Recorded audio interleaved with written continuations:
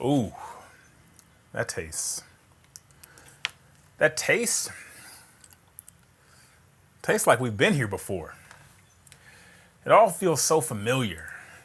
It's almost like it was just months ago that Andrew Yang, he's getting his campaign together. Here he is, he's a young up and comer. He's got some great ideas. He starts jugging and finessing, as the kids say. And then, Alyssa Milano, she likes his ideas. She likes what she's hearing. And she decides to, kind of get involved with the campaign a bit. She says, hey, I'm going to take part in a fundraiser that your wife is actually holding. This is right when Evelyn Yang started to become a part of Andrew Yang's campaign. I made my video on December 19th. Now, at that time, Andrew Yang, like I said, he's cruising. And I always said, I love the way Andrew Yang thinks. And if something like this ever came up, you guys probably remember the Andrew Yang hug. You'd see him in these photos with women, and he's kind of got his arm half around the woman, and you just said, man, that's a stand-up guy, because he knows I don't want anything to be misconstrued here. I don't want it to come off as creepy or unwelcome, so I'm going to make sure I keep my distance. I'm going to be respectful. I'm going to show I appreciate you, but I don't want it to get twisted here. Let me do the right thing. Imagine my surprise when I see Alyssa Milano decide she's pulling out of an Andrew Yang fundraiser at the mere mention that Andrew Yang's campaign did not act swiftly enough to her liking.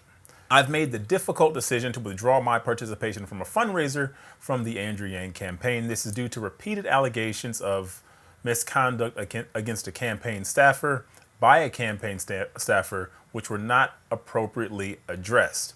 While I have not endorsed any candidate, I do believe Andrew Yang is a good man with progressive, smart, interesting ideas.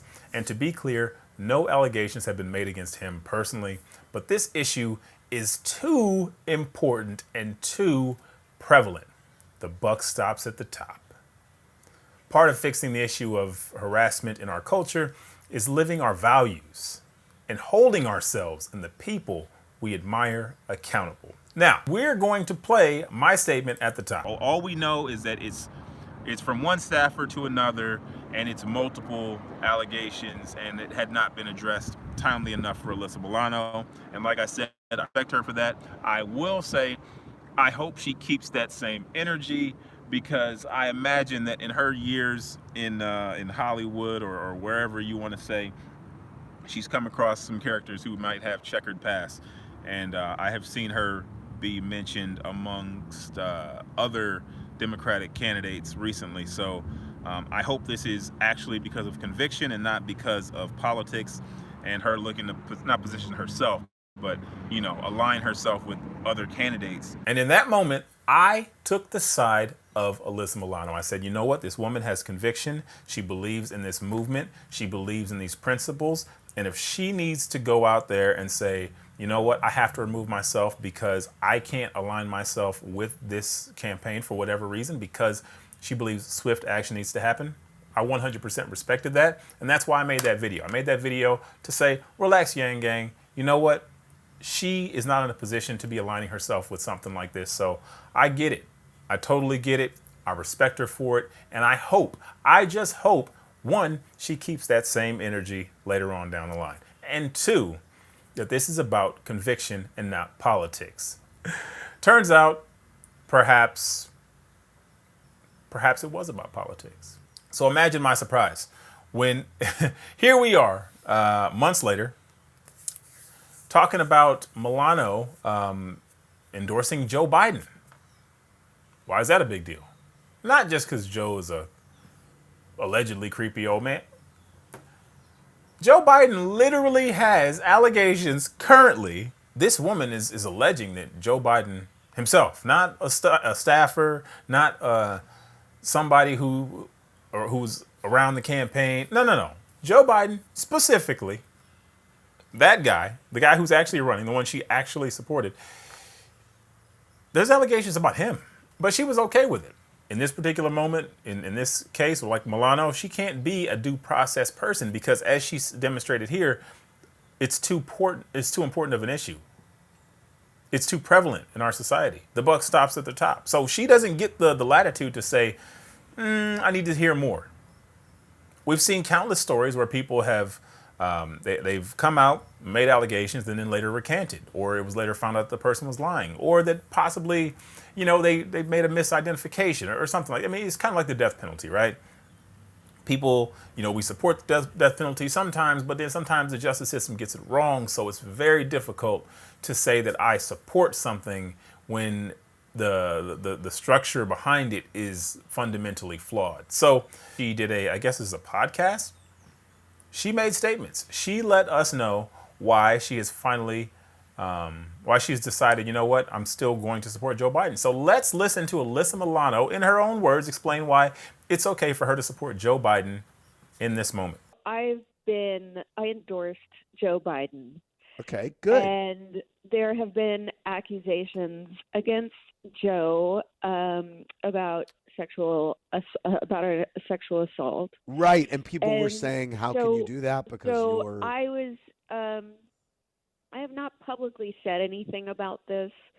If you remember, it kind of took me a long time to publicly say anything about Harvey as well. Okay. Because I believe that even though we should believe women, and that is an important thing, and what that statement really means is, like, for so long the go-to has been not to believe them. So really we have to sort of societally change that mindset to believing women, but that does not mean at the expense of not giving men their due process and investigating situations. I like that. And giving, it's got to be fair in both directions. Okay. I said to keep that same energy. Due process? You didn't care about due process in December. What? Let me go back to the quote again. The issue is too important and too prevalent. The buck stops at the top.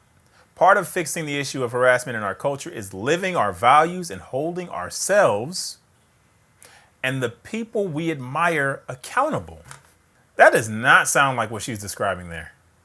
I mean, I'm just saying, this is your statement. You're the one who who came up with this belief system. Therefore, you're the one who needs to live to it. You gotta stick to the standard. I've been very vocal about Biden and my support for him. I've known him for a long time, and I did do my due diligence because part of it was that, and the article that sort of stood out to me was that Time's Up decided not to take the case. And so, that was important to you. That meant, well, maybe there's more to this story here. Why didn't they take the case again? Time's Up didn't take the case because they thought that it would interfere with their status as a nonprofit, not because they didn't think the allegations were legit. Right. I did my work and I spoke to Time's Up, and I just don't feel comfortable throwing away a decent man that I've known for 15 years. Yep.